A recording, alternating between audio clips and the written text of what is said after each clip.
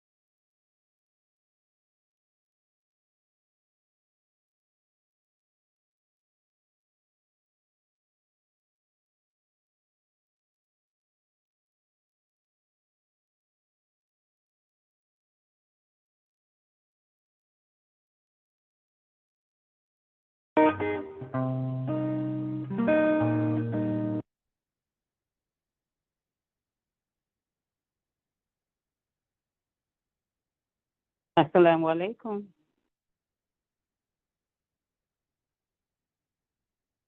Wa alaikum assalam, Sister Martha. How you?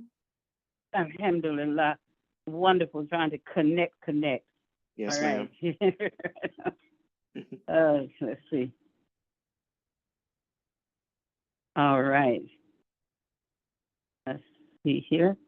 Those that I've joined. Did I join the right one? Yes, I guess I did. Host has joined. We've let them know you are here. Okay. There we are. I can hear you. Yes, ma'am. We can hear you. Oh, okay. Alhamdulillah. Alhamdulillah. Okay. It's being recorded. Unfortunately, Blog Talk went down just a moment ago. So, our guests, not our guests, our audiences, but this is being recorded. So praise be to Allah, and not to hold up any time. And praise be to Allah. A'udhu billahi minash shaitanir rajim. Bismillahir rahmanir rahim. Ashhadu an la ilaha illallah wahdahu la sharika lah wa ashhadu anna Muhammadan abduhu wa rasuluhu. Assalamu alaikum to everyone, and welcome to the CWSC National Town Hall Straight to the Point.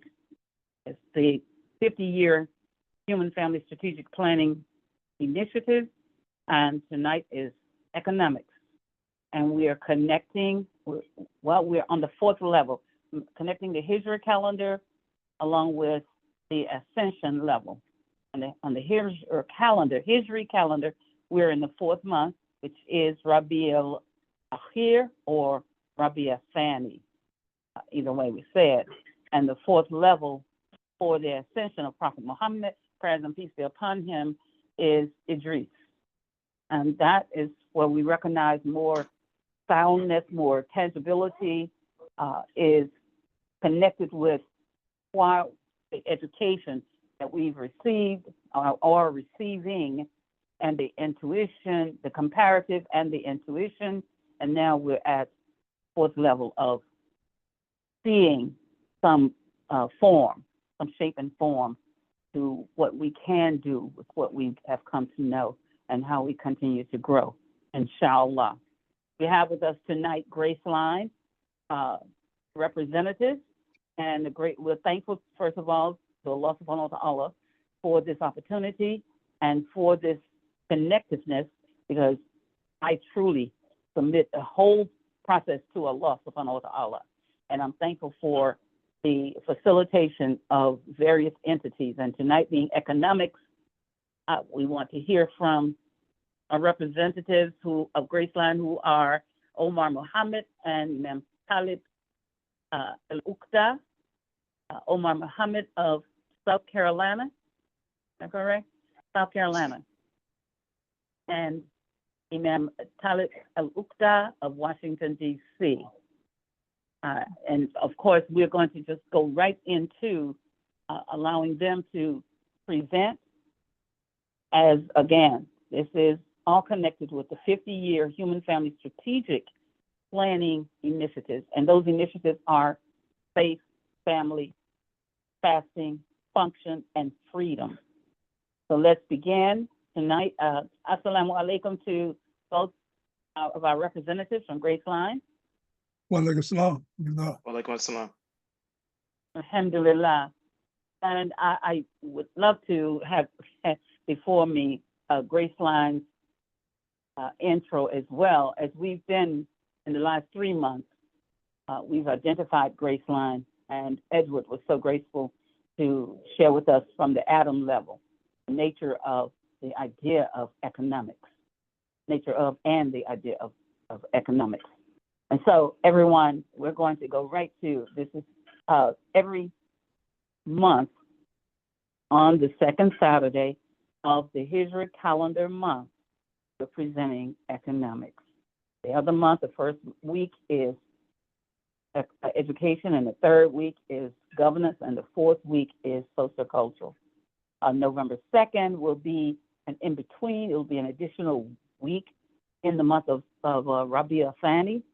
So we will use that particular weekend to bring all the groups together, inshallah, November 2nd, and ask that we do an overview and we see what we consider work and what hasn't, or where we need to improve upon, or just assessing ourselves, inshallah. All right, not holding any longer. Everyone, we present to you, and whoever will start first, and please explain, share with us what you're going to be presenting tonight. And we're on Zoom, and we're striving to be on American Muslim 360 as well. Inshallah, I'll keep trying, but I don't want to interfere with your presentation. Alhamdulillah. Bismillah ar-Rahman ar-Rahim. I want to first begin by giving us, at least the listening and viewing audience, some idea as to who we are here at Graceline Community Incorporated, what it is we do, and then I will move right into the introduction of our presentation. First of all, Graceline Community Inc. is a group of professionals who are throughout the country.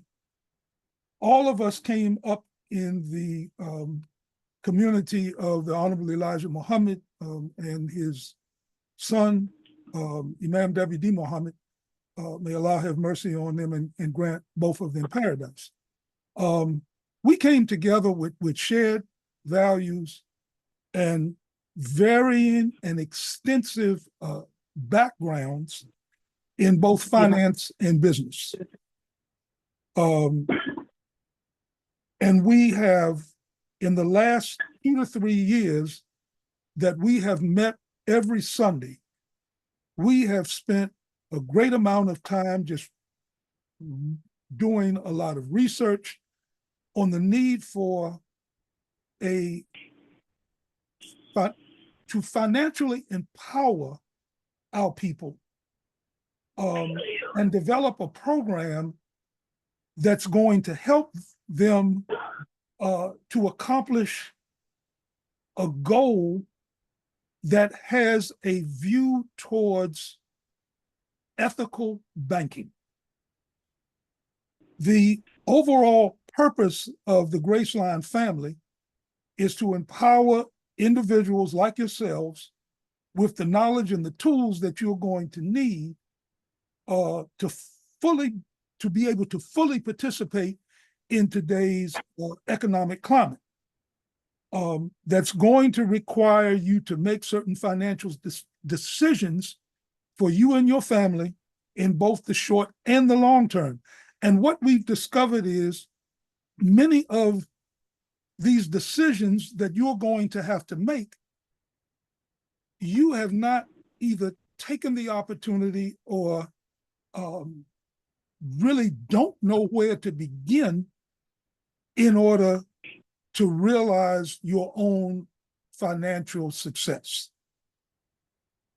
Our goal is to become that catalyst in helping you to grow and develop the skills and the thought processes that you're going to need in order to help you build some financial security for yourself or for your family. Now, there are 2 things that we, and the we in this case is we as Americans, not just Muslims, not just African Americans or some other recognized minority, but we as Americans, there's 2 things that we don't talk about. We don't talk about death, and we don't talk about money. Now, today's presentation is going to be focused on the money, but we all know that we don't talk about death, particularly in our community, because we feel if we do, it's going to become a self-fulfilling prophecy. That'll be a discussion for another program. But we don't talk about money because we don't really know enough about it to be able to speak on it intelligently. For many of us, it's too complicated. It's too confusing. And as we all know, or you may have experienced, a confused mind does absolutely nothing. What we want to do here today is to take that confusion away. The other reason that we don't talk about money is because individually or collectively as a family, you feel, I feel, we feel that this is my money and how I spend it is none of your business. And so what this does is it leads us to our, because of that attitude, it's going to lead us to our third issue, the third problem. What you're going to hear in this presentation tonight, when you hear this presentation, I'm almost willing, well, as Muslims, we don't gamble. But I think I want to use this colloquial language because I think we understand it better. But when we conclude this presentation tonight, many of you are not going to act on it. You're not going to go to our website, GracelineCommunityInc.org. That's GRACELINE, Community, Inc., INC.org. You're not going to go there and become a member for free, because we always think that when we hear presentations like ours is going to be today, that there's got to be some sort of catch. There's some sort of sham that's going on. Something that somehow we're trying to separate you from your money, either now or sometime in the future. So you've already started to build up this wall of that somehow we're trying to sell you something that we think you need, but you don't really think that you do. But just the idea that someone is offering you some free advice is something that many of us will shy away from. What I want to say to us is this: we're doing this because we believe in Allah and His angels. We're doing this because Allah has blessed each and every one of us with certain knowledge that we're required to pass on to others, or two things will happen. We're either going to lose it, or we're going to end up being chastised for not having provided this information to others. And in providing this information, it's not just information that we're providing to you. This is information that we're providing to the world, because the world can benefit. It's not just us that's going to benefit. Yes, Allah is going to bless us. He's either going to bless us now, or He's going to bless us when we're sat up in the grave. But we have a duty and a responsibility to pass this on to you, and you have a duty and responsibility to not just listen to it, but to act on it. Because I would want to tell you that what we're offering you is literally going to save your life. It's going to put you in a better position now than we think you've ever been when it comes to empowering you financially. So the first thing I'm going to do, and then Omar is going to follow up, but the first thing I want to do is I want to give you just some statistical data that will outline for you what the problem is. And I'm not going to give you a whole lot of numbers, because I know in some cases, numbers is what jumbles your mind. You then become confused and you shut down. So, but here's what I want to say to you. There are 34% of Americans, that is, in this country, 34% of Americans are earning $100,000 a year or more. Now, that may or may not apply to you. You may not be in that category. But here's what you need to know, regardless to what category you're in. 62 to 78% of Americans are living paycheck to paycheck. So you're in that number. I don't care if you're making $50,000 a year. I don't care if you're making $38,000 a year. You are in that number. 78% of Americans are living paycheck to paycheck. Now, let me just quickly define for you what is paycheck. I'm sorry? Oh, okay. Yeah. Let me quickly define for you what is paycheck to paycheck. Paycheck to paycheck is a financial scenario where your income, your personal income, or the income of your family barely covers your monthly living expenses. Now, Omar is going to get into what those monthly living expenses are, but just in general, you have some idea as to what it's going to take every time you get paid, what you have to set aside for your monthly expenses. When you're living paycheck to paycheck, what it means is if you miss one paycheck, you're out sick for a week. You may just be out sick for 3 days. And you don't have the type of job that gives you annual leave or sick leave or some way to be able to make up for that.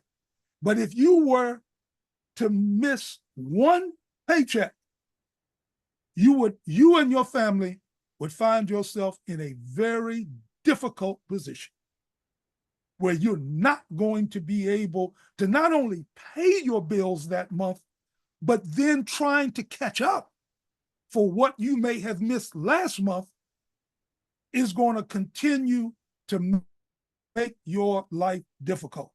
It's kind of like once you get in that position, the hole just keeps getting deeper and deeper. The last issue I want to leave you with, and this is a new report, and we are going to post this report on Graceline's website. That's Graceline Community Inc. .org. This and many other articles we have posted onto our website, but I want to be sure to post this one. It's a recent article that was just published September of this year. I think it was the first week of September. And essentially, it is entitled, "The American Dream Now Costs $4.4 million in your lifetime." This is $4.4 million for a family of 4.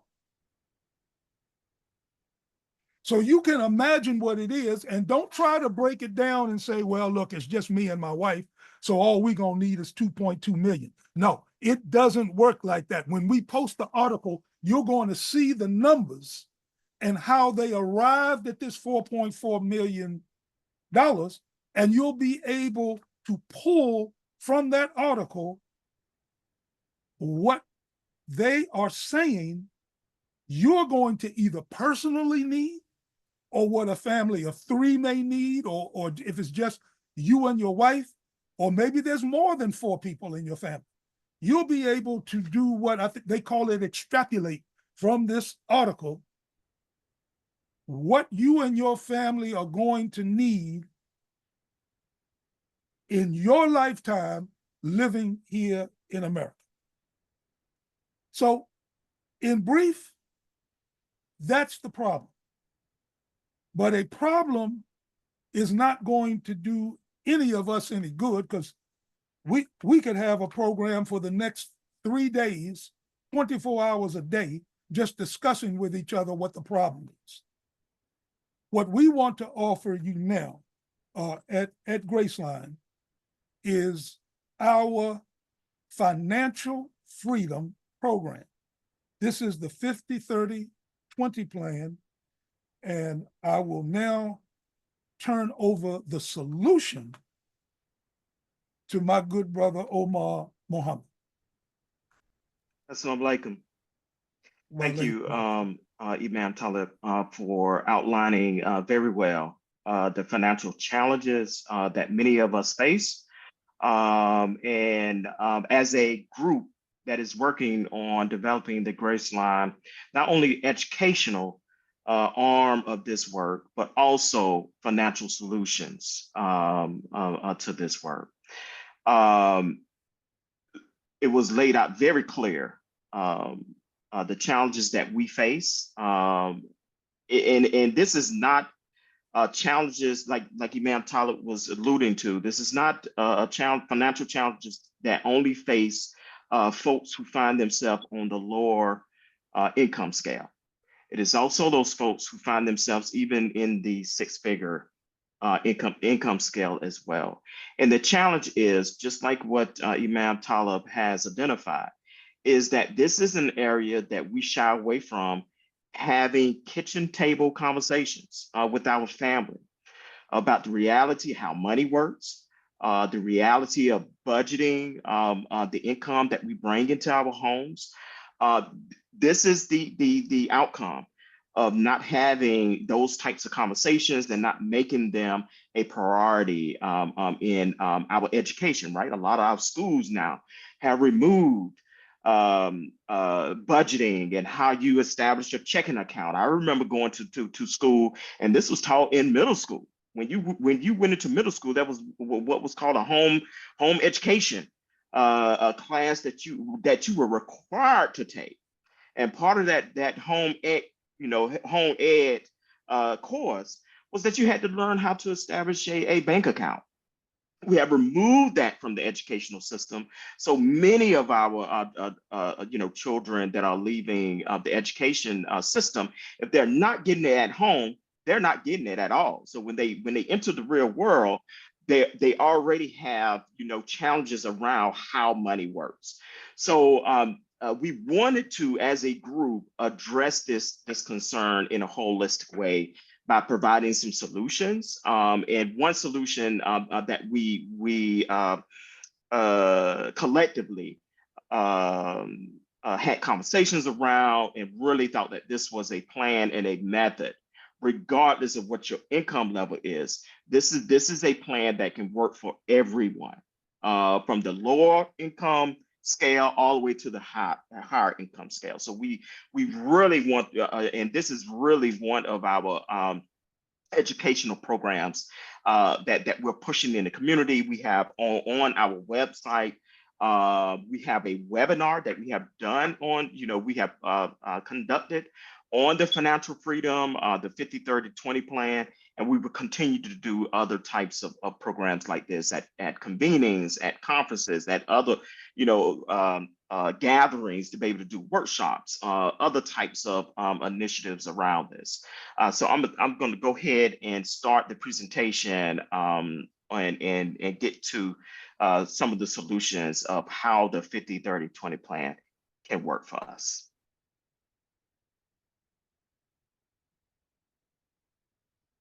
So there are 7 levels to financial freedom when you're thinking about a roadmap or a journey, right? This is always a journey, right? One thing my father, when he talked about finances with me, one thing he said, son, you're going to spend your 30s correcting what you did in your 20s, right? I think we all have been there. We get on college campus, and there's a lot of things that pull you into some financial hardships. We make some very uneducated, ill-informed decisions that later on we're finding ourselves working ourselves out of those holes.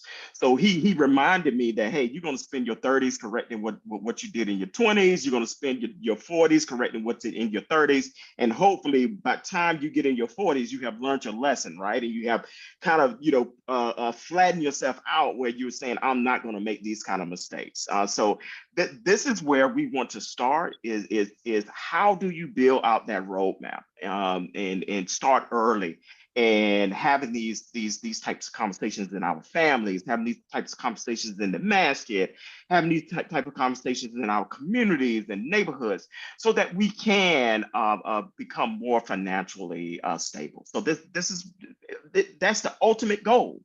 And like I said, this works for all income levels, regardless of how financial stable we think we are. Medical emergency can knock us out, right? Car repair can knock us out. Any of those unexpected expenses can knock our finances out. So we want to make sure that we have different levels of financial, what we call it, financial freedom, to allow us to be able to make smart choices and have decisions later, financial decisions later. So as we think about this financial freedom roadmap, it's 7 levels. One is our ultimate goal is to become more financially stable. That allows us to be able to develop generational wealth. We're able to pass on our wealth to other members of our family. We're able to pass on wealth to our masjid if we decide to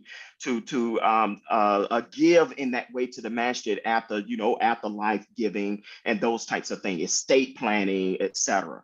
Being able to pass on those types of financial benefits on to other aspects of our community development. Basic savings and investment, right? Educating ourselves on just starting somewhere, even if it's just $25, it's $10. It gets you started, regardless of what amount of money you're making. If you can squirrel away $10 every paycheck, at least it gets you started with savings, right? I was having a conversation with an older gentleman in the community. He said, "Hey, Omar, I don't see how people saying that they don't have enough money to save.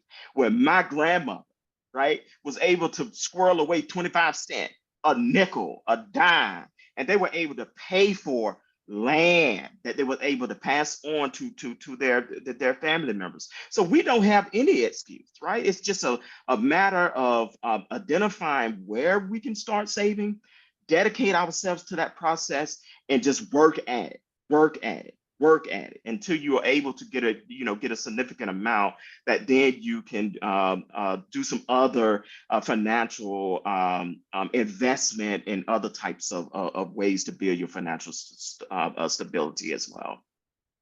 Level 3, eliminating that debt that we all have, right? There's going to always be, in this world that we are a part of, we know there's going to be levels of debt that we're going to carry, mortgage, car payment, etc. Right? Unless you have that funding available to you where you can minimize that hit to you.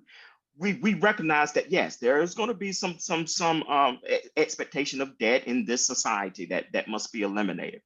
But we also have a choice too about what type of debt we carry. Credit cards. Should we be taking out a debit card? I mean, not debit cards, but credit cards at your local department store.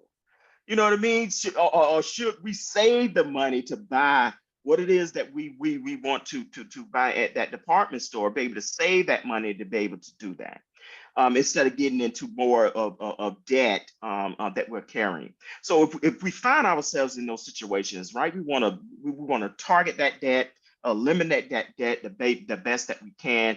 That allows us to be able to accelerate our savings, right? And we're going to talk a little bit more about what that's going to look like with the 50-30-20 plan. Level 4, right? Once we start, having a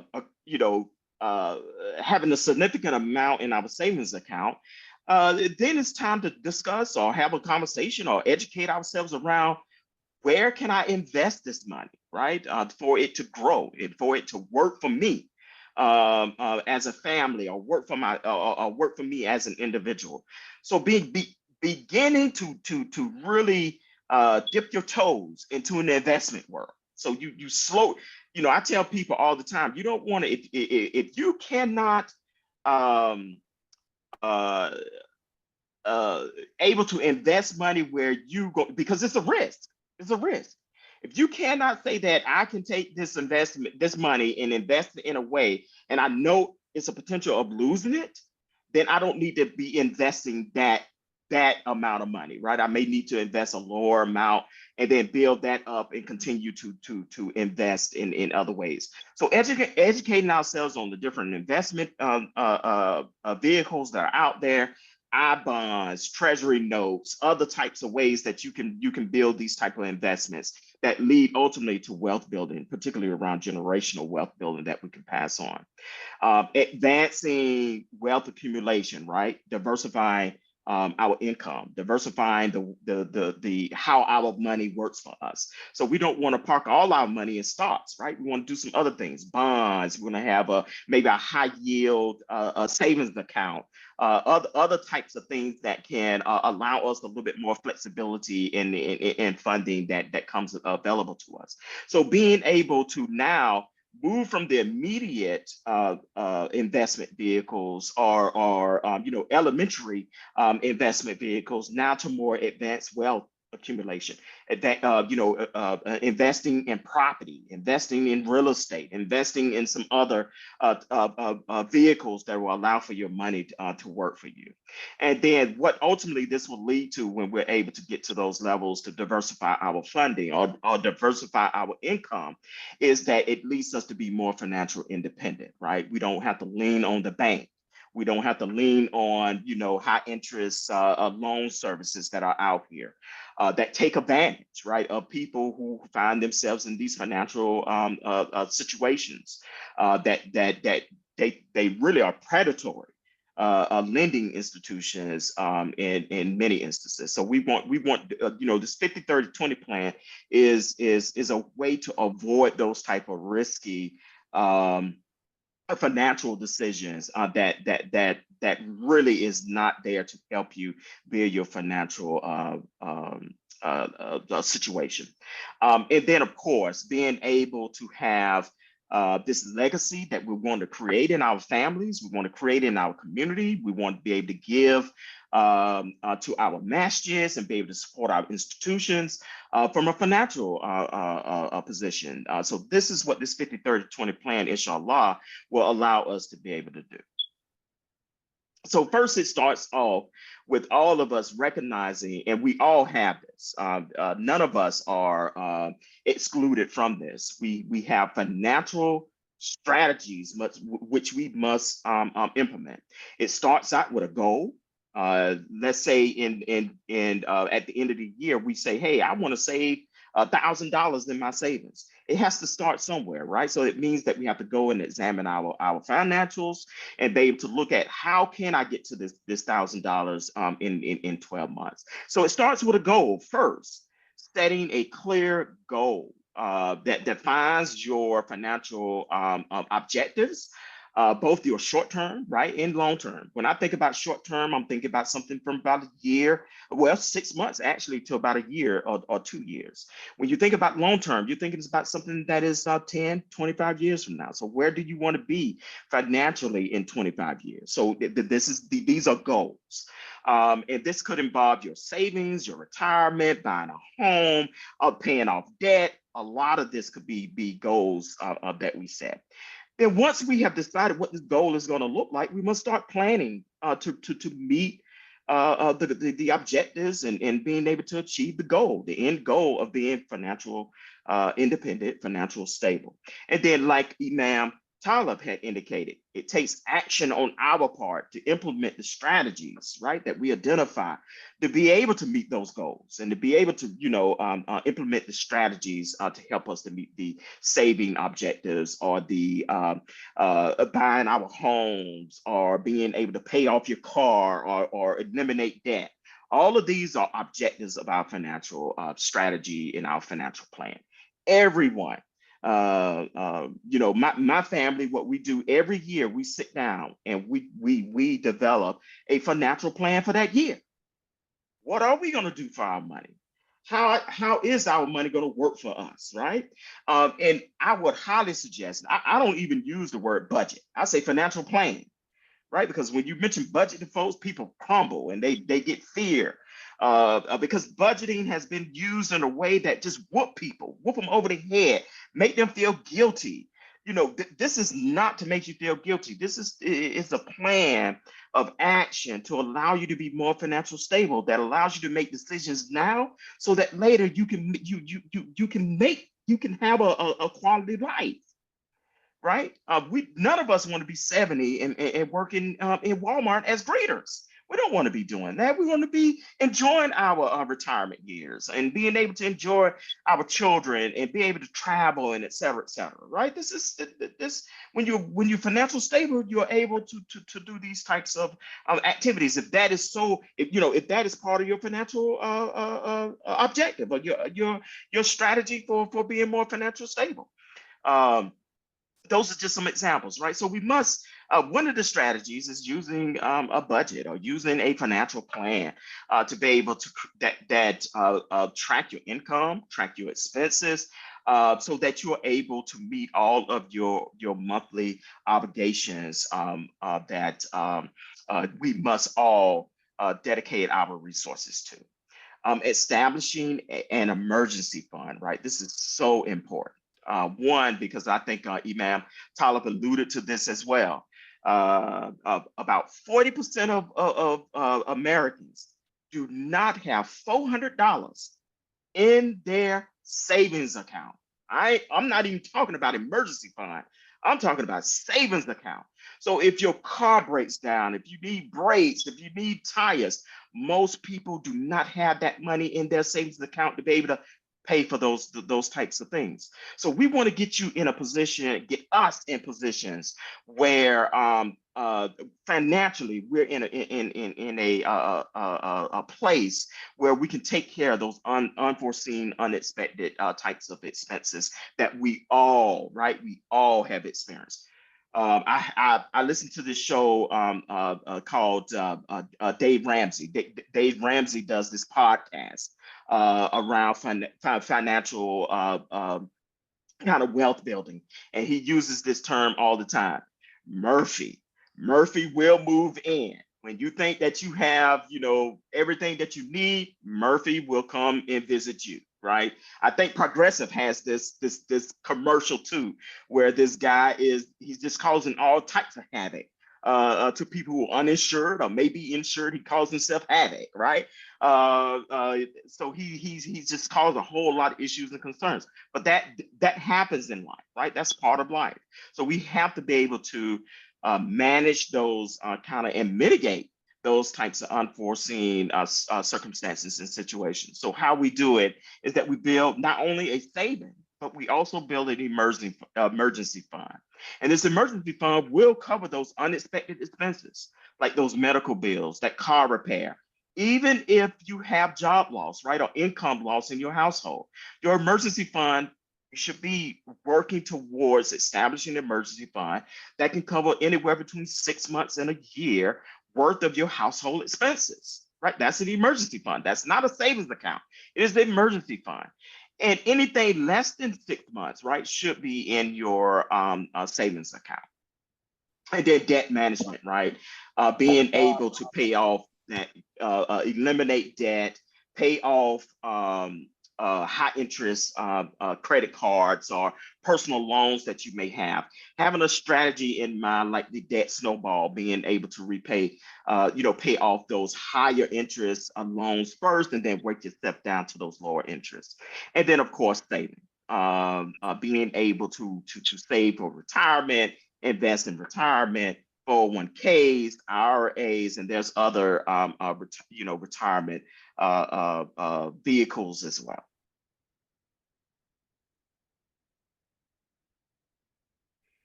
Investing, being able to invest in a diverse portfolio vehicles. And there's a list here: stocks, bonds, real estate, some alternative investments, right? It may be other types of investment.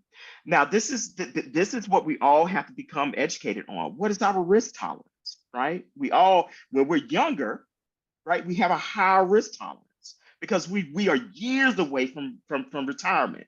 So we can take a little bit of the bumpiness that's in the stock market. But if you are ready to retire, if you're 60 or 70 and you're looking to invest, your risk tolerance may not be as high as a 30-year-old or a 20-year-old. So you need to invest conservatively in bonds and other types of vehicles that CDs that you can gain interest. Your money does grow. It doesn't grow as fast as the stock market, but the principal, right? That investment amount that you put in that stock, I mean, not in the stock, but in that I bond, or you place in a CD, that principal is protected. You may lose the interest, but the principal is protected. So being able to understand these different levels of investment tools that are out there, and understand what is our personal risk tolerance when we are engaging those types of investment vehicles. And then this is also important: continuous learning, right? Although we're not financial advisors, right? We're not bankers or anything like this, but we can educate ourselves, listen to podcasts, listen to programs like this, listen to other educational opportunities around how do we build wealth, and just continue to learn about these different types of strategies, different financial topics, investment strategies, economic trends, right? And just continuing to read and try to understand how our money can work better for us. And then lifestyle choices, right? Be mindful of how we want to live in our older years, right? And being able to manage our monies in a way that allows us to be able to live the same quality of life that we're living now. We want to live that in our golden years too. So we don't want to struggle financially when we worked all our lives, and we don't want to struggle financially when we're 70, right? We want to have some economic stability. So making those life choices now, so that later when we get older, we can maintain the lifestyle that we have become accustomed to.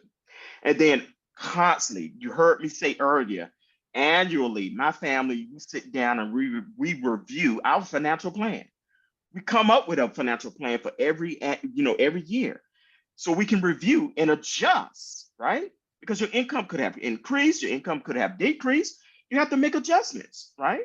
If my income decreased, I may not be able to keep the same sale plan that I have, or cable package that I have. I have to reduce something. So constantly reviewing and adjusting what your financial plan and strategy is. I do see a hand, Brother Michael. Yes, assalamu alaikum. Wa alaikum assalam, brother. Michael Hamina, Jacksonville, Florida.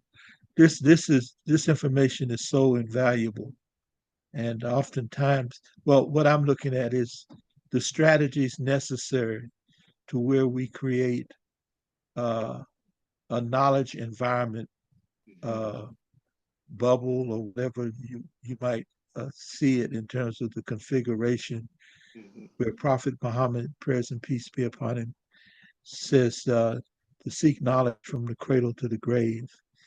And in terms of economics, I have been disappointed in terms of the leadership model of resident imams not dealing with the critical issues in preparing our public for financial literacy and the better being more productive. We're dealing with this ascension model, and we're on the fourth level of Idris, where the concerns come out of the household, the family, and we sit down and we discuss. I'll approach it this way: we discuss the what do we call, Martha? What do we call it? the leadership group, the intelligentsia, that's the word I'm looking for. Now, Imam Muhammad gave us this language, but it's connected with Idris and the focus on educated, and I emphasize this word educated, the educated professionals coming forward to share, or I should say, translate their language so that every day the common man and woman will be more productive. That's our focus, the focus on not just a few being able to operate and deal with financial matters and financial stability, but the interest is in having the community uh, from the least ones, at least having provided for them what they need to be healthier and more productive. And I'll stop there. But thank you for Yeah, what you're doing. This is very important. We've got to find a way to expand it. This Zoom is an excellent uh, tool, and we've got to keep this going. yes, Thank you. sir. Thank you. Thank you, Brother Michael, and appreciate the comments. And you hit the nail on the head around the education piece and putting and keeping the focus on educating folk, regardless of what their economic situation and status is. It's all around education. How can we increase people understanding of how their money works for them? And this program here, as we are laying it out, is exactly what you are seeking and have expressed some frustrations around. What is, and I can kind of briefly tell you what is the 50-30-20 financial freedom plan. And this is a combination of, like the brother was expressing here, discipline, savings, investment, and mindful spending, right, of the resources that we all have as part of our income that comes into our household. Omar, Yes, sir. before you move on, I want to reiterate what Michael Hameen just alluded to, because you offered it initially in the beginning of your presentation about being able to increase our donations to the masjid. And I think as we move along in developing this presentation that we're doing, is that when Michael Hameen said that, and I'm paraphrasing now, that there is a failure on the part of many of our residential imams not informing the community of this type of program that we're doing right now. They're doing it to their own detriment because our community lacks this knowledge that we're trying to provide to them. It is hurting us when we look at trying to make our community grow. I mean, I have a godmother. When I was a little boy, she took me to her Baptist church, storefront church, right here in Washington, D.C. And I was a little boy then, maybe, I don't know, 5, 6 years old. When I look at that church today, it takes up 3 city blocks. It is still expanding. They've got plenty of parking. A healthcare center has moved in there. But what I recognize is it was that community, that Baptist church, where the seniors, those who were passing on that did not have family, they left their property to the church. So the question now becomes, in our community, in the community of Imam W.D. Muhammad, How many of us have set aside something to help our communities grow after we're gone? That's not talked about in Kutbas. And I mean, when I say talked about, I'm not talking about you just mentioning, a few ayats and, from Quran and some sunnah from the Prophet sallallahu alaihi wasallam. You do that once and then next week you're back to something else. This has to be an ongoing process because we need a change of mind. And that's what I'm hoping that we're able to develop through this financial freedom plan. Yes, I don't know. I see that Khalida also has her hand up. yes, Sister Khalida. Go ahead, Sister Khalida. You may be on mute, Sister Khalida. There she is.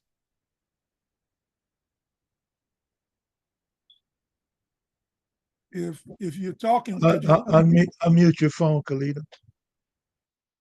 Your phone Assalamu is alaikum. Thank Walaikum you. assalam. Yes, excellent conversation. I just wanted to make a comment that the treasurer and other business people who have that education, they can also have workshops. I know we've done it for years. We brought in people who did investments. We even worked with a Christian community who brought in, they made presentations on financial planning, health insurance, life insurance, and they educate the people.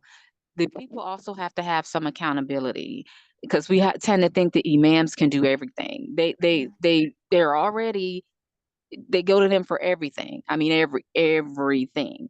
And so I know from my experience at Masjid Shahid, we did that. We brought in the workshops. We have the financial planning. We had a treasurer who was excellent. He was also a police officer at the time, but we were able to pay off $325,000 mortgage on the debt. And we own the property now. And we did that, fi sabilillah. But what I wanted to say is that we need to also bring in the business people.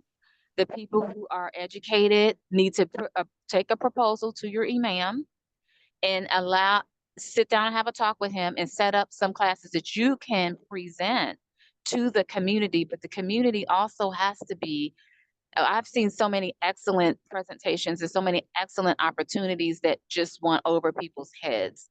It's like we have a lot of people who absorb, and they never put things into practical application.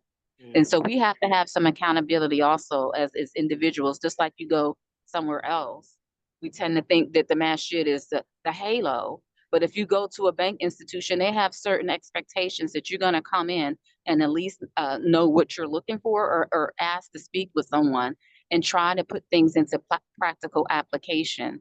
So if we can have like the basic educational operations like you're doing now is excellent. And everyone reach out to their imam, their treasurer, because of course you have to talk to your imam about it, but don't, it's like they just get the blunt of everything that doesn't go right. And I hear it so much. So I just wanted to make sure we're on the right track and we know that we're a community. And in a community, people have different strengths and different educational backgrounds. And those are the people that need to be leading certain initiatives, inshallah. Thank you, Sister Khalida, for that reminder. That's great. Assalamu alaikum. Walaikum assalam, Brother Michael. Responsibility goes both ways, and that's my concern. You know, when a person is selected, and they shouldn't be seeking it, but when a person is selected in terms of the leadership model that we have now, resident imam, it's a great responsibility. And the invitation should be to follow the leadership of Imam Warathdin Muhammad, who looked for the what he called the leadership is in the resourceful men and women.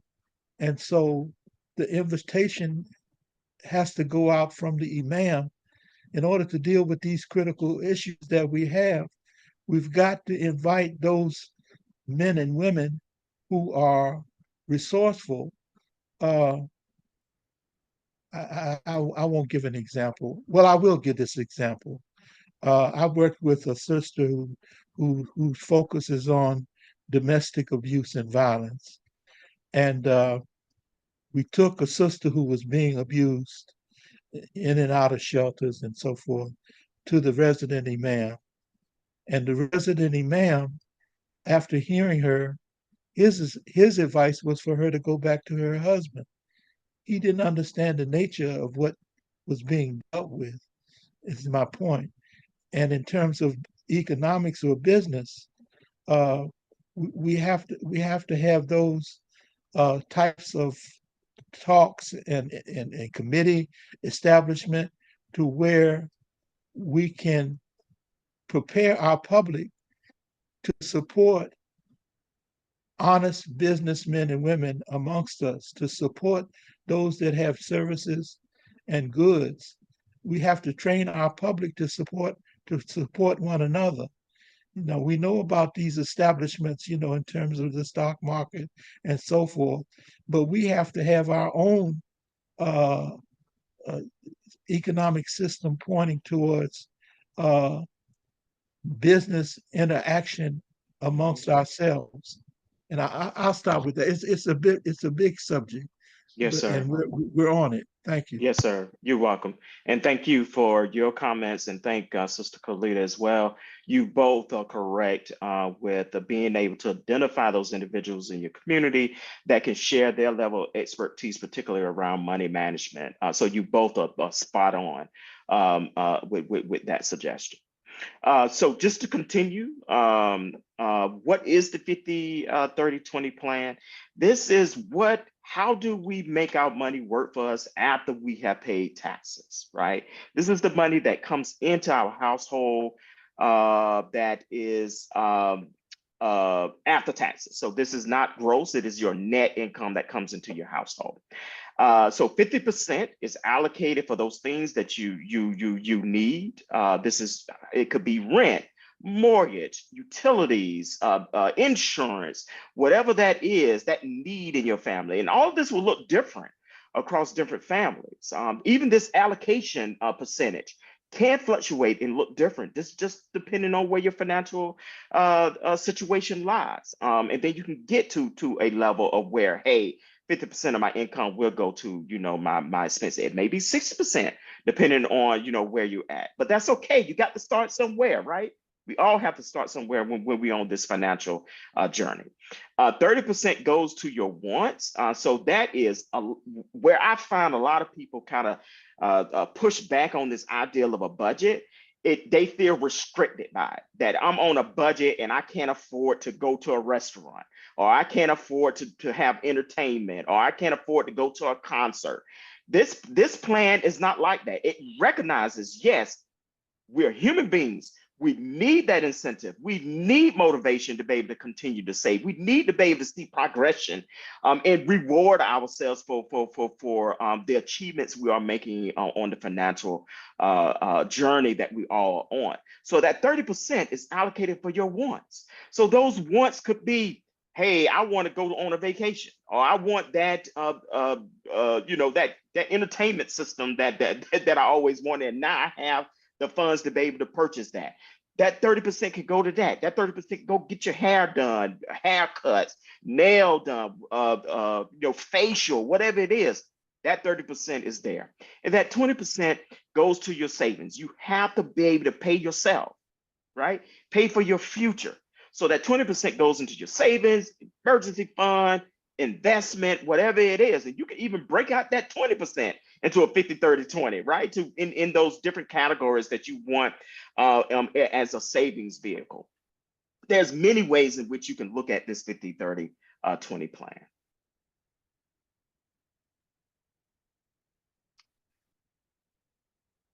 I want to make sure I didn't, yep, I did not, okay. So what are the needs for your 50% when you have decided, reviewed your budget, you have identified your 50% kind of cost categories. Again, that is anything that you need to live, for work, and to survive.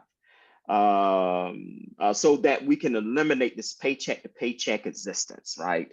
Like Imam Talib was alluding to, we get a check, By the time we write all our bills, we have nothing that we can, we can't go. We don't have anything we can put in savings. We don't have anything that we're barely paying for the gas that we need to get to our employment. We're barely, scraping, by if our child needs a pair of shoes or something like that, right? Something comes up, we're just struggling. We just find ourselves in this constant, flux. So this is designed where you identify those needs, those immediate things that need to be taken care of in your household. Medical expenses, again, your mortgage, rent, utilities, vehicles, the groceries, right? Or even that debt that you want to eliminate. You want to target that and say that is a need that I need to take care of, that student debt. You can definitely identify that in the need category. Your wants category. So that is that 30%. Again, this is extras in your life, right? Those things that you may not need, but you want to do it, but you don't have to do it. So it could be childcare, but really a lot of times people need childcare to be able to work. So you can move these topics can be moved into different categories based on your financial situation, right? So if childcare is one of those needed categories, put it into the 50% category so that need is taken care of. But childcare potentially could be a want, right? Or accumulated debt, cell phone bill, pet food, it could be just different types of things, vacations, hobbies, giving, right? At the time. I always tell people, give what Allah has blessed you to give. Even if it's $1, you're giving, right? With the intent and the goal to be able to give more as your financials allow you to do so, right? But we have to start somewhere. 20% allocation for that 50-30-20 plan. This is your savings. This is where you want to start paying yourself. You want to invest in that 401k if you are not doing it as your employment obligation as part of your employment. You want to be looking at IRA, Roth, and other. This is a self-employed retirement, that SEP. So if you're self-employed, you definitely want to look into this SEP vehicle to be able to pay for your retirement, right? Stocks, bonds, investments, or starting a business, and annuities, other types of insurance policies, particularly for us as Muslims, right? We need to use this 20% to start saving the money for our janazas, right? And not we worked all our lives, and when it comes time for us to transition, the masjid has to pay, or the community has to pay for our janazas. No, use this 20% a vehicle to be able to set up your janaza category to be able to pay for your janazas, or saving for something special like a house, a car, or a special vacation that you want to take. And then this 20% also can be used as your snowball strategy to be able to pay down that debt that we all are challenged with in this country. And then I just want to talk with you about the resources that are available on our website. Please, like Imam Talib had mentioned at the beginning of this presentation, visit our website. What lives on our website, we have webinars already on that goes over not only the 50-30-20 plan, but it goes on, it talks about some other top financial topics, about the fear of investing. What is investment? What is in life insurance? Imam Talib does a fantastic presentation around a messy death. He calls it a messy death, right? We don't plan for that after, that transitioning period. So we want these topics are on our website as webinars. Go onto our website. They are available to you. I want to present to you two resources that we have. Again, you can sign up to be a member to Graceline Community Inc. It costs you nothing, but you receive so much from being a member, for being a member of the Graceline Community Inc. You receive our newsletter. You have access. Imam Talib has an excellent document that he put together around investment, right? How your money works for you. That will be made available to members of the Graceline Community Inc. Also, what is available to you as a member? If you want to really start looking at your finances and use this plan, we make a worksheet available to you. If you can reach out to us, you can ask for this worksheet. We'll make that worksheet available to you. What it helps you to do is to be able to identify those categories of monies that exist in your income, right? Then you can take this worksheet and we will have a one-on-one session with you. One-on-one session with you where we have a calculator that we have developed, and we will sit down and play with those monies from your worksheet and actually show you how the 50-30-20 plan will work. We can play with the allocations. It may be a 60-20-20. It may be a 40-30-30. However it works out, we can play with those numbers. You can have that plan, and it's spelled out to you clearly about what bucket needs to go where. So we're asking you, please reach out to us via our website. Go to gracelinecommunityinc.org. These tools and resources are available to you. You can ask for them. We will sit down with you. We know that this can be overwhelming for a lot of folks. We will sit down and walk with you on this journey. Because our ultimate goal, right, is to use this vehicle to, inshallah, right, create frameworks and create a platform where, inshallah, our ultimate goal as an organization, Graceline Community Inc. organization, is to create a credit union where we have a banking institution, a financial institution, where we can then begin to provide those financial vehicles in that traditional banks are not providing to unbanked individuals, underbanked individuals, and individuals and folks that they refuse to invest in. And we know that we are the ones that they refuse to invest in. But if we create a credit union, right, we're going to invest in you. We're going to invest in your business. We want to see you financial in a place where you're financial stable. Because why? The more money we have as individuals, the more money we have as families, we give back. We are obligated from Allah to give zakat. That goes to our communities. It goes into society to help the less privileged, right? It is obligated on us to be financial stable so that we can help society in the broadest way, right? So I just want to leave you with that. And I do want to make some space. I know we did take some questions, but I do want to leave some space for folks who may have came on after this presentation have started, and leave some space for them to be able to ask some additional questions if they so desire. Yes, Brother Michael. Yes, sir. I think back in 2001, Imam Muhammad identified zakat as an economic system for the Muslims. And my invitation, after thinking about it and then putting it away, thinking about it and then putting it away, the need to probe that, because zakat is more in terms of the broad picture, the broad structure of zakat, in terms of the identification of who qualifies for zakat. The way it's structured, it has a business component to it that we need to probe to expand our thinking in terms of establishment here in America.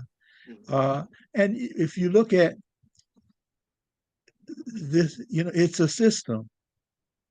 And if you look at the body, how it operates, production comes about in terms of ability to feed, to put nourishment into the body, how the body breaks down the distribution system of the body, and so forth. We need to probe this to expand those who are connected with business and economics and jobs. Prophet Muhammad, prayers and peace be upon him.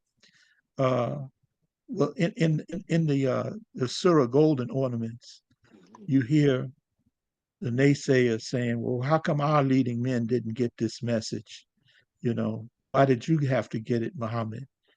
And Allah's response is that right where the rubber meets the road, have you not seen those that have the ability to not only produce for themselves but create jobs for others? And the Arabic language is kind of like a jab at these naysayers, because it's like the language suggests, well, you carrying the water for this person. It's a demeaning position for you. You got a job that you're not even being paid for, kind of a thing. And it's kind of humorous, but it's also insightful in terms of mindsets, And so we need to probe. And there's so much in terms of what Imam Muhammad has left us that we're not fully utilizing. I was so happy to hear, right off the bat, you're dealing with a budget. Early in Imam Muhammad's leadership, he talked about budget. Early in his leadership, he talked about the household menu, and it shouldn't be based on taste. But I got a taste for steak, but your pocketbook don't say you don't qualify you for steak, Right. So he gave very rubber meet the road knowledge that we've passed over. And as soon as we can connect with this, we'll be further down the road. Thank you. Yes, sir. Thank you, Brother Michael, for the nuggets. Those are some really good nuggets.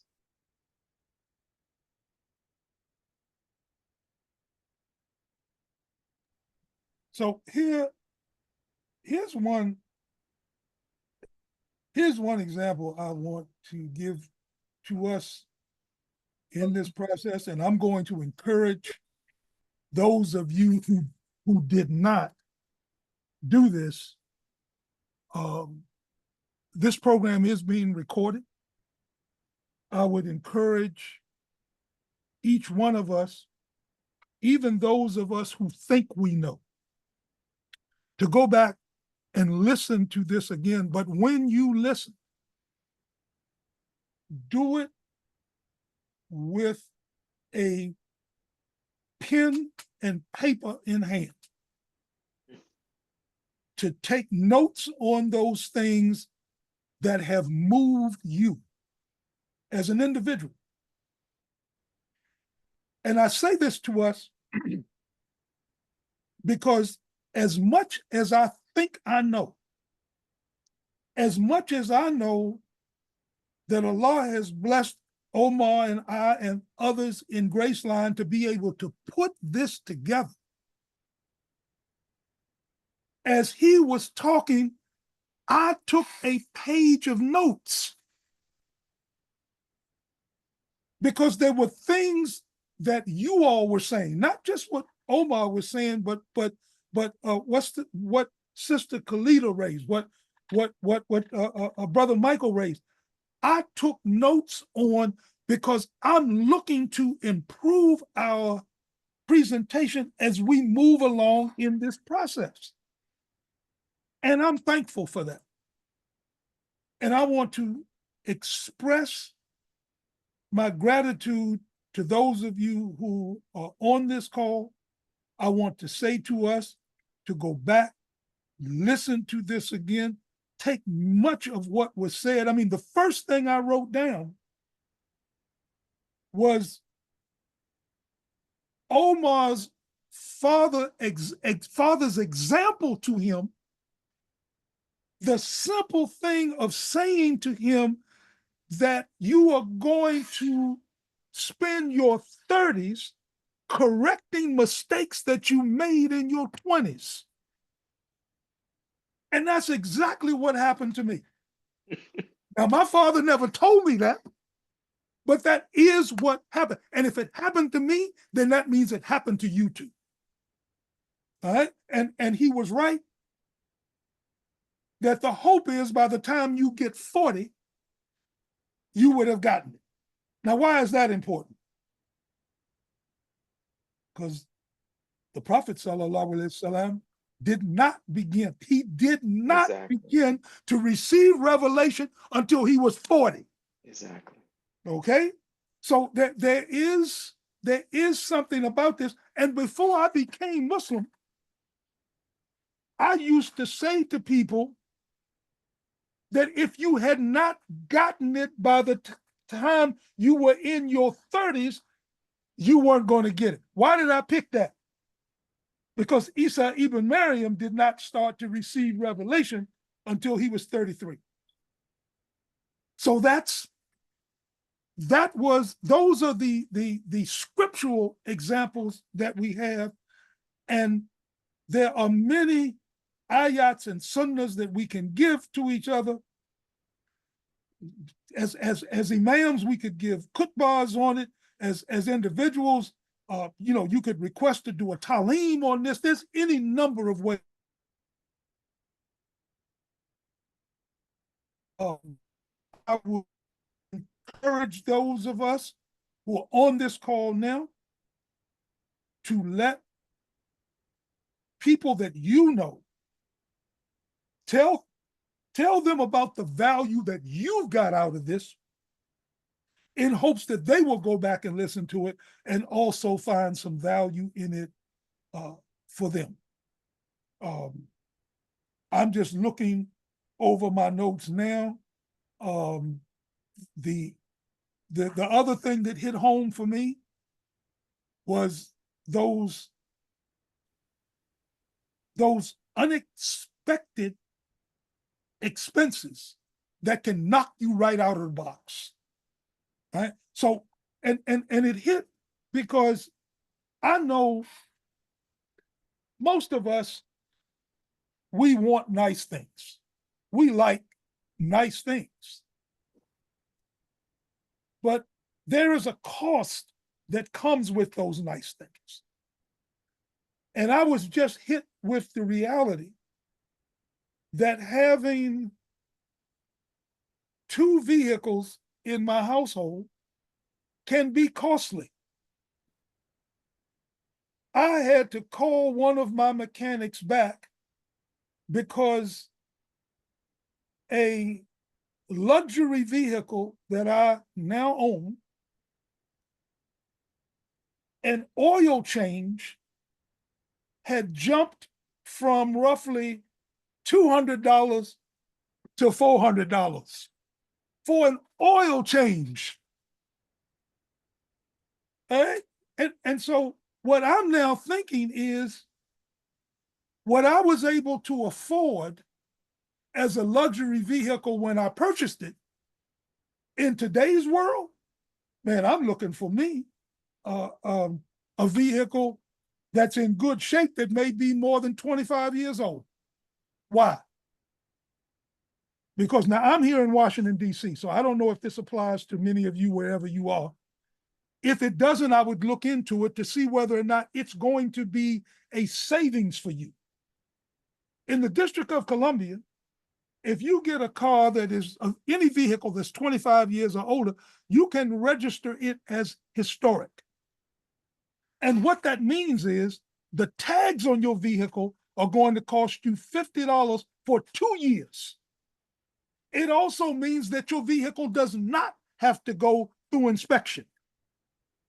But more importantly, what it also means is after 25 years, you can do research on getting what they call collector's car insurance.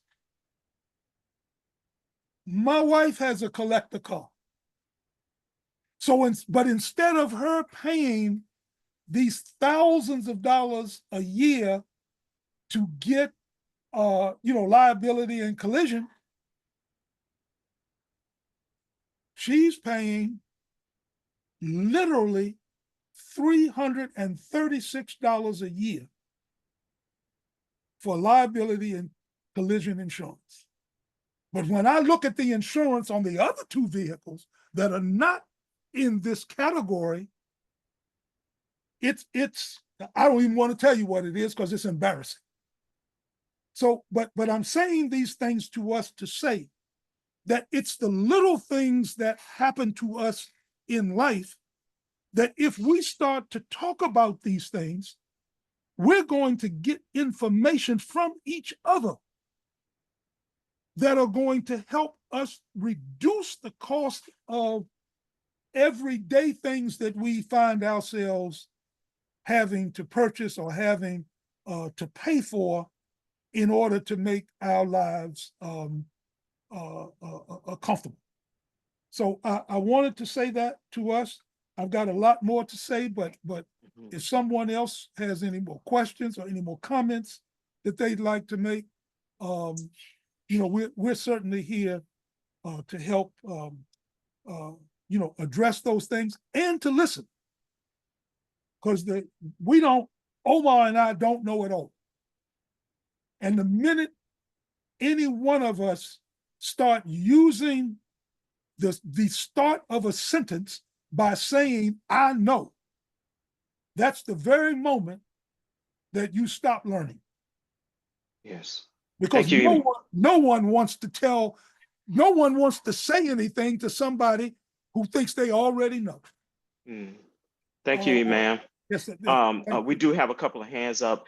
Brother Michael, I do want to move to allow space for Sister Martha. I believe she has someone online that may have a question, and then we will come back to you if you don't mind. Alhamdulillah. Not a problem. Assalamu alaikum. Wa alaikum assalam, Sister Martha. I'm going to see if my caller can talk through here. Okay. Speak through here. Muhammad? Can you hear me? Wa alaikum assalam. Yes, sir. First of all, I thank you for the 17 that I hit. You only got about almost an hour after you wrote it. But we didn't have the Zoom. So what is the Zoom number? Well, it will change the next month because it'll be through CWSC. This one was honor of Graceline.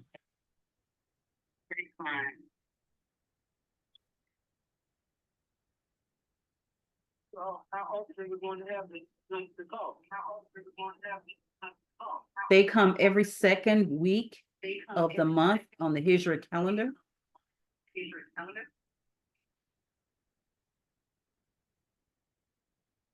Break it up. I can't understand what's there. Muhammad, will you say it? Omar, will you say it? Yes, ma'am. He was asking how often or the frequency of these types of workshops and programs. This information lives on our website, so you can access this information at your leisure. We will make ourselves available to any organization, group, or community that want us to make similar types of presentation. They may have a specific topic that they want us to talk about. We can definitely do that. We make ourselves available. When I say that the bench of Graceline is deep, I mean that. There are folks that make up this team that are in business, that are in accounting, that are in community management, that is in a host of different types of community involvement in activities and the network that these people, these folks bring to the table. There's probably not many topics that we cannot find. If it doesn't exist within Graceline, definitely if we reach into our networks, we have somebody that we can identify that will be happy to be able to sit down and have conversations just like this, or like a little presentation just like this, to any community that desires that. Again, go to our website, GracelineCommunityInc.org. And you can reach out to us and ask for those types of presentations to be made to your community. We're here to assist in any way that we can lean our levels of expertise to assist. Okay, well, my question is going back to here. Who are the presenters tonight? Sister Martha, can you repeat that question? Okay, he's asking who are the presenters tonight. Okay, so Imam Talib Dean Upta, he has an extensive background in business development as well as consulting. He has a educational program around how to plan for afterlife planning. He has a host of different resources around financial planning. My name is Omar Muhammad. I am also a business entrepreneur, as well as nonprofit. I have some experience in nonprofit grant writing, community development, and then we have Edward Willis on here as well. He is one of the original founders of the Graceline Community Inc. He has an extensive background in business development, particularly around investment. And other types of areas of business development. So when I say business plans, right, we have brothers who have extensive background in sisters too. We have Sister Khalila on here. She's an author, motivated speaker. She has an upcoming marital conference that she is planning. So when I tell you, we have a host of different individuals that bring a deep, profound level of experience. I mean that. I'm just not, just pulling that out the sky. These folks are deeply experienced. So again, go to our website, ask for these services. Do we have them? And we'll be, more than happy to facilitate a conversation and really develop something that is that meets your needs. And presentation or education, training, webinar, website, workshop. Please reach out to us. We have that ability to be able to do that. So Samantha, I hope I was able to answer his question.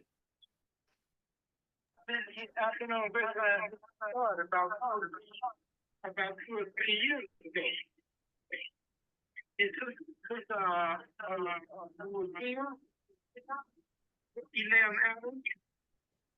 Imam Adam is part of the team as well. Yep. And he is an accountant. Yes.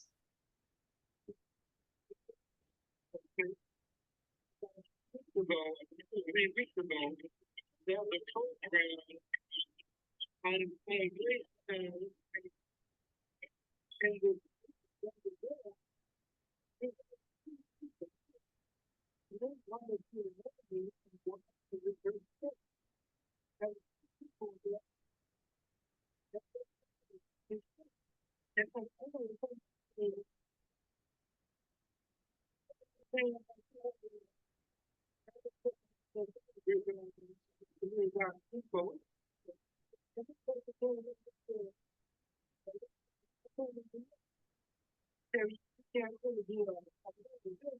because this has a certain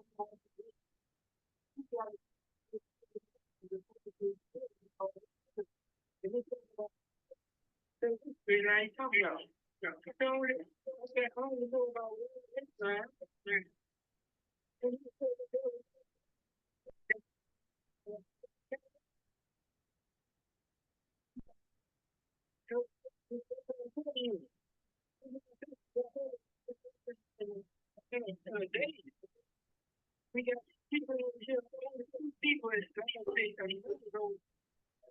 any of you.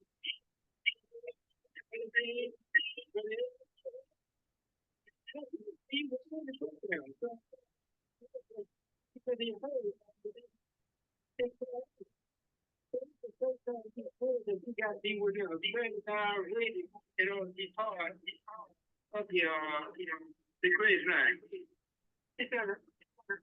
Yes, you have to be within a certain time in order to be part of the grade giving you.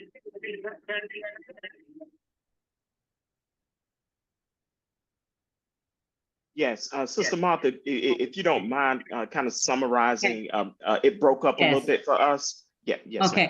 Okay, what he's sharing is the prior information that you were sharing last Sunday, I think it was, about Kareem Beyah and Rashid Salam. So he was saying there was confusion about who Graceline is. Understand. I do understand that this is the challenge that we have as a community, right? And we're going to continue as we grow and continue to advance this initiative. We're going to run into these types of challenges, and where we meet these challenges, we will correct these kind of miscommunication, right? So we are Graceline. What I can make a suggestion is that any confusion that is out there, please visit our website. Reach out to those folks that are listed on our website for additional information about who Graceline is, what it is that we do, how we can be more visible in the community, etc. I know that this is something that we're internally having more conversations around about increasing our visibility in the community so that we can lessen these kind of miscommunication in being able to resolve where there may be some confusion in the community. I hope that's helpful, Martha. Sister Martha, I'm sorry. And question, where he says, if I'm in New York, I have signed up as becoming a member. Okay, hold on. But you can't be a part of this because this is only extended to a 30-mile radius. You have to be 30 miles. Okay, let me address that. Sure. He's saying that based on the information that Kareem Beyah and Rashid Salam shared, that he is not within the 30-mile radius that they expressed. Okay, so let me correct that. The Graceline Community Inc. Organization is the educational arm, right? It's a nonprofit, and we are working towards, this is the organizing group to work to establish a federal credit union. In order for us to establish a federal credit union, not a federal credit union, we must have members, right? That indicate that this is a need in their community. Our initiative will be a not necessary. We will have a brick and mortar facility that people can go to, or institution that people can go to, but we will also be doing online banking too. So regardless of where you live, our goal is to be able to address the underfinanced, unbanked individuals and the underrepresented groups in the financial institution. You will be able to participate in that as long as you want to be a member of Graceline Community Incorporated. Let me also express and say this. I apologize to everyone who may have attended that event last week, and there was confusion that was caused by that event. Please reach out to us. The members that are on here, Edward, myself, or Imam Talib, Imam Bia, Adam Bia, reach out to us. We will be able to help you to better understand who we are as Graceline and the services that we can provide to you. I'm going to open the floor. Edward has his hands up, and I'm going to allow Edward to also address this. I know that he is helping to address this issue as to Brother Edward. Assalamu alaikum. Can everybody hear me? Yes. Okay, so I just wanted to amplify a little bit, Omar, on what you were just saying. And one of the things for people to understand is that there already exists a Graceline Community Incorporated, which has an express purpose of improving the financial knowledge, financial empowerment, literacy, everything of both our Ummah and also the greater African American community and everybody that comes in contact with that community. That organization, Graceline Community Incorporated, has no boundaries, no national boundaries, no international boundaries.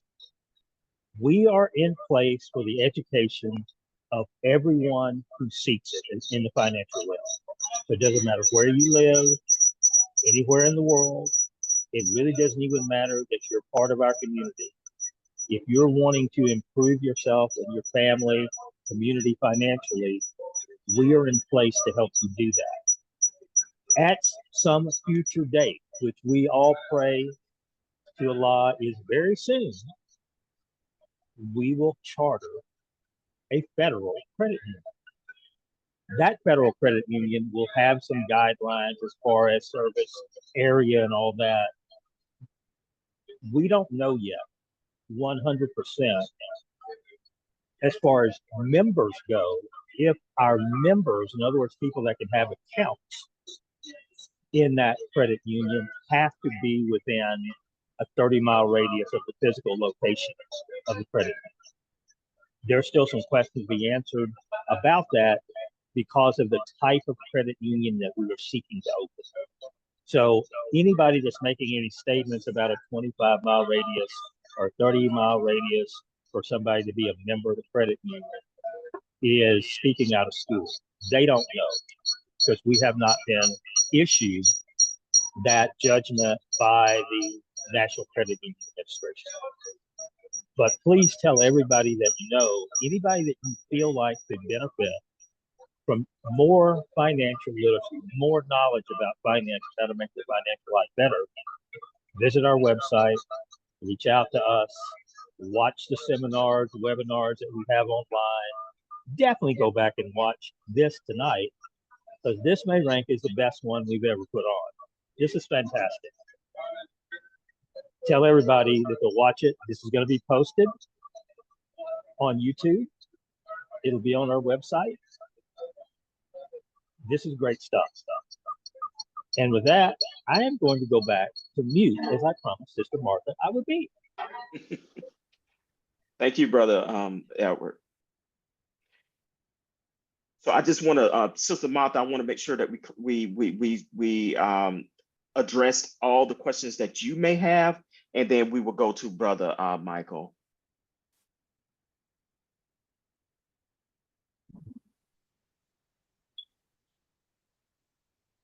I think Brother we may Omar, have. Yes, sir. I just a housekeeping issue. I Yes, sir. noticed there was a feedback, and your mic and Brother Edward's mic were the only ones that were open, and we were getting some feedback, and it's important that we have a clear Yes, sir. recording of this presentation. Yes, sir. So if we're not speaking, we need to mute ourselves because we do get this feedback that comes up occasionally. Yes, sir. Thank you for the reminder. Yes, sir. Thank you. Did you have a question as well, Brother Michael? Want to make sure we address that. I have two. My question was about the timeline in terms of the opening up of the brick and mortar establishment as well as the online banking. How far away are we from both? And the other has to deal with the founder of the Nation of Islam asked the question, what means and methods? And that's an interest, how we can more broadly present this rich mindset of business and economic establishment. What are the methods that we need to utilize? We have the vehicle of Muslim Journal. We have this AM 360 and the utilization of the Zoom. I was in a conversation with the alternate conference line because the AM 360 platform was down, and it's problematic how it's taking place. The early morning presentation was down. The platform was down. The program following that presentation was up that I participated in preparing to make it in the land of plenty. And, and so on the conference line, we were talking about how one of the persons didn't tune in to the following program, preparing to make it in the land of plenty, because they identified that the platform was down. And it's kind of it gets into your head when you don't have the consistent media availability, and so we see what's going on with the AM 360 platform. And so we need to find, I guess, various methods in terms of expanding this knowledge, So what means and methods do we use, as Farah Muhammad would ask, So those are my two questions. Yes, sir. Thank you, Brother Michael, for those two questions. Imam Talib, you want to? I just wanted a couple things I wanted to address that Michael had raised, and they were good questions. First, I would respond that at this particular point in time, we don't have a specific timeline that we could say the brick and mortar is going to be open. We're ready to start opening accounts. We we are really on an educational path. Listen, we know that when it comes to issues like this, or issues of money and financing, the first thing we have to do is we need to build trust.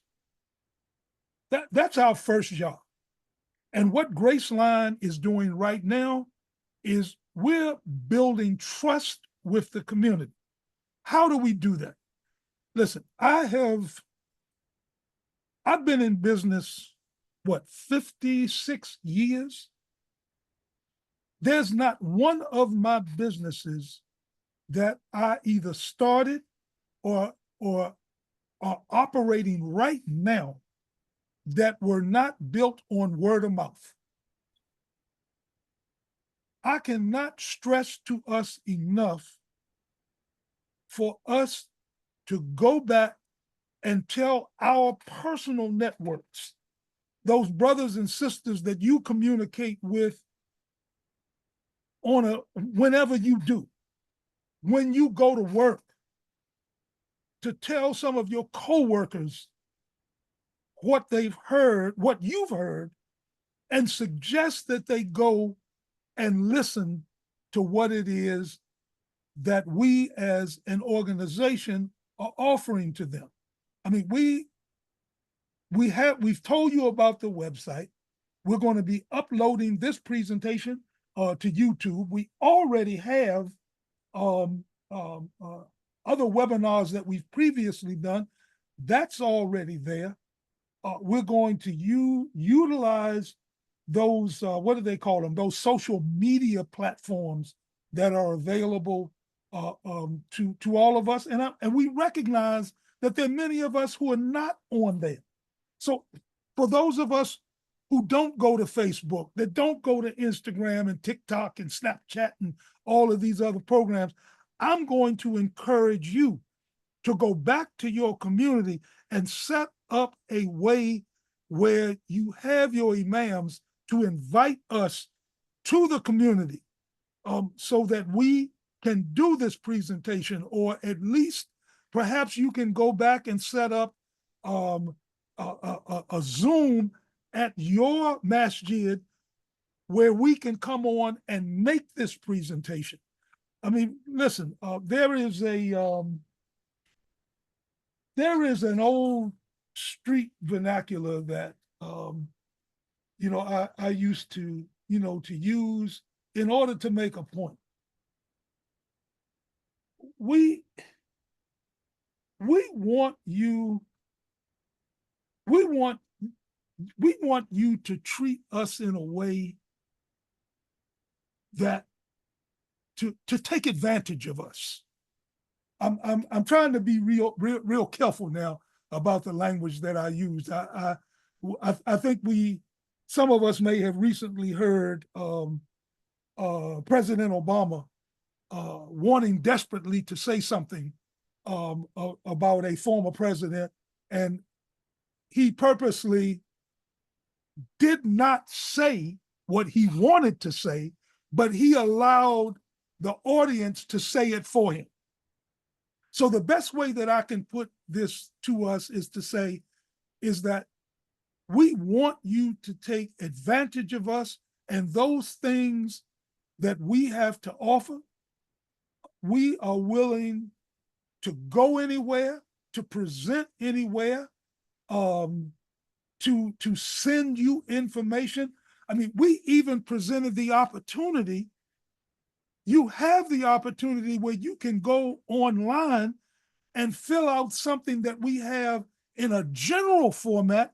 And then if you decide you want to have a one-on-one, we're willing to offer you that as well at no cost to you. What benefit is that to you is untold. What benefit is it to us? We get those blessings. I would beg you, don't deny us the opportunity to get Allah's blessings.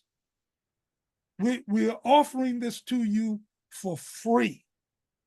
All you have to do is just go online, fill out a simple membership form that may take you all of 30 seconds to fill out. If you're not one to use access to the computer, then just drop us a line with how we can be able to reach back out to you, and we're willing to do that. If we have to put something in the mail to you, we'll do that. So I mean, I don't know, I don't know what else I can say to encourage us, to help us to spread this message. We're going to do our part, but we're going to need for you to do yours as well.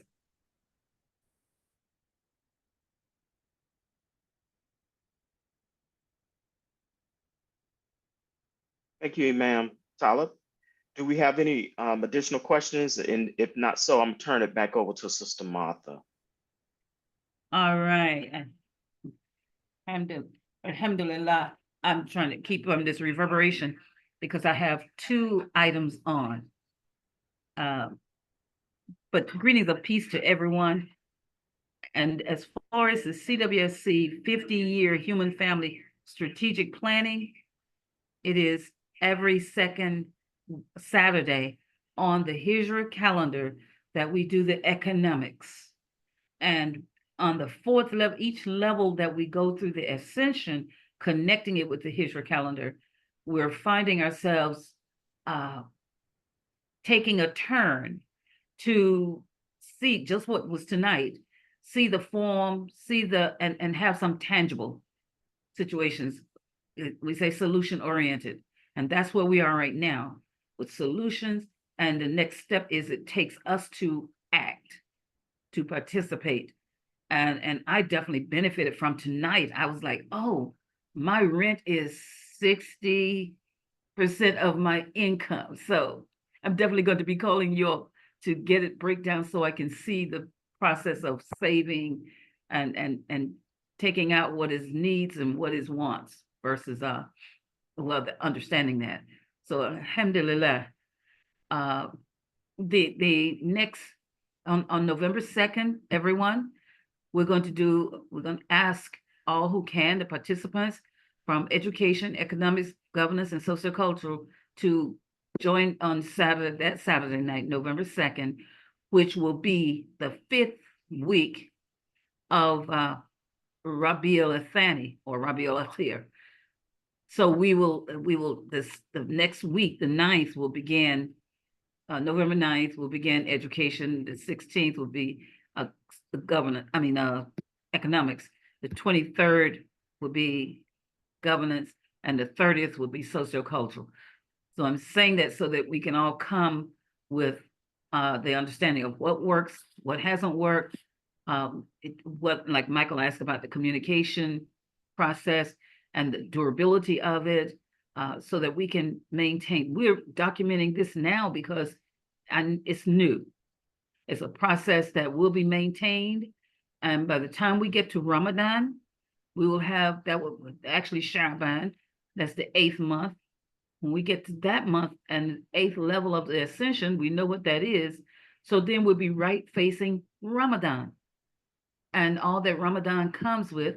And then in the month of that's following that, Shawwal, Dhul Qa'dah, and Dhul Hijjah, and in line with the pertinence of the importance of those months, what we can get as a benefit, then we go to another level, as we're saying right here and now. It's mainly been information, and we're asking for the form taking shape and form, but then we go into everyone who wants to participate. How is it connecting? Then we go to the level of beyond our personal self to our community self. And we want to see it interactive with the community with a purposeful process, inshallah. But it will become much clearer as it becomes more functional. Is that understood, everyone? Am I making myself clear? You are, Sister Martha. Yes, ma'am.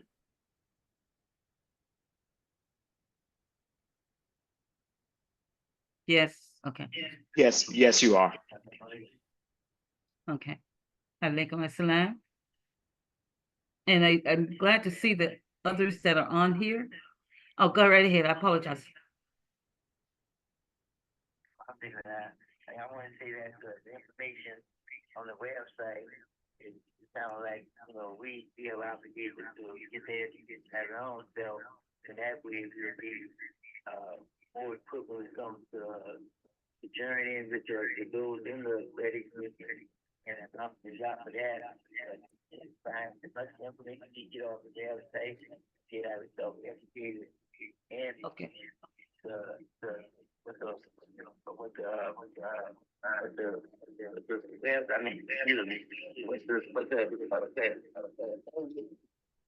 Information of the website.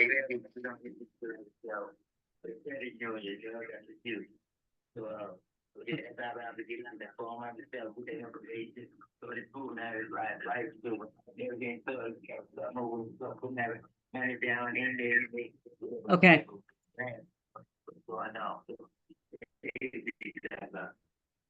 Praise be to Allah. That was Bilal sharing that it is incumbent upon us to be proactive. I'm paraphrasing. Alhamdulillah. I thank you as presenters tonight. If there aren't any other questions, please raise your hand if you have a question. We have about 3 more minutes, and we'll get a closeout prayer from Imam Talib. Dean Uqta. Imam Talib, you've been letting me say Al Uqta, and it's Talib Dean Uqta. Okay. Yeah. Look, that's all right. I answer to anything that's reasonably close. Okay. We have Brother Michael. Michael has a, Imam. Yes. Yeah. Yeah, assalamu alaikum. Alhamdulillah. I want to offer this book, and there are other books out there. But before I do, I just want to say that I was a resident imam, and then in the Birmingham, and then associate imam in Selma, Alabama. But I choose strategically to put my imam cap in my back pocket, and Brother Michael, but I want to offer, because this is a critical issue for us as African Americans in particular. The son of Stephen Covey, the 7 Habits of Successful People, his son, Stephen M.R. Covey, has written a book, The Speed of Trust, the one thing that changes everything. And for the student and for the resourceful men and women that represent leadership, I highly recommend it in terms of the strategies. And when you read the mastermind group that he's worked with, it's beneficial to us to understand that this work that he's produced is not an individual effort. he has so many colleagues working, and then publishing and editors, and so I'm saying in terms of uh, the focus of Shura Bainahum with the additional focus of collaborating after we consult. And I'll stop with that. Thank you. Thank you, brother. With with you all's permission, I will offer a closing. Oh, one moment. Muhammad Sharif is Muhammad, because they can't hear you directly. I was trying to explain, being that you're on the conference line, please share with me and.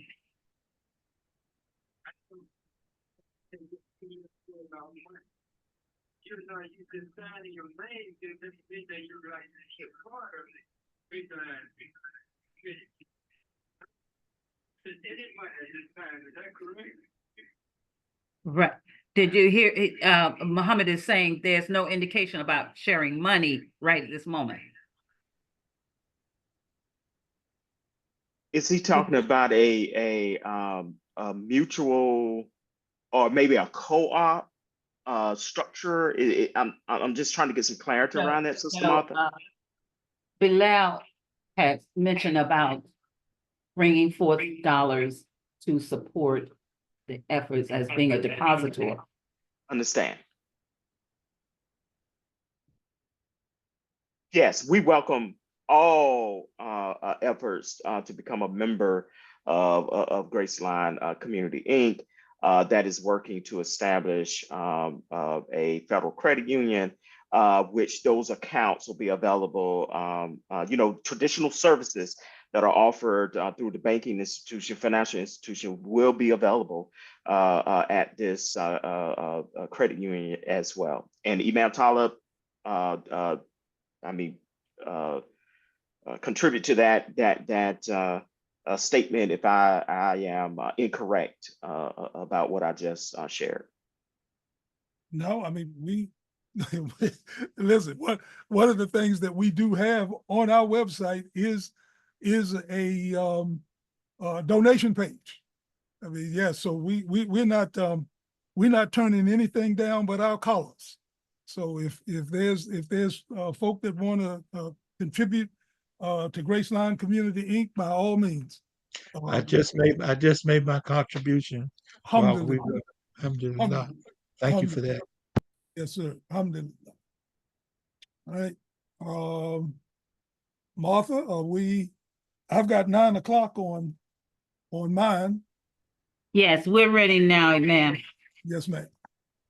أعوذ بالله من الشيطان الرجيم بسم الله الرحمن الرحيم والعصر إن الإنسان لفي خسر إلا الذين آمنوا وعملوا الصالحات وتواصوا بالحق وتواصوا بالصبر. Alhamdulillahi Rabbil Alameen. Thank you all. This has been wonderful. Even if I wasn't a presenter, I really enjoyed listening to our presentation, as well as the questions and comments and responses that came from the participants. Sister Martha, I extend a special thank you to you and CWSC for providing us with the platform in order to be able to do this. May Allah continue to reward you personally, as well as the CWSC community. Ameen. I mean, humbly accepted. Alhamdulillah. Thank you all graciously. Oops. All right. As we go forward now, we will look forward to being together tomorrow morning, inshallah. Tomorrow being Sunday, 10 a.m. for Graceline. Is it open to everyone to come in for at least the first hour? Yes. Okay. Yes. Everyone go to the website and you'll see that information, and there's a different Zoom number and such.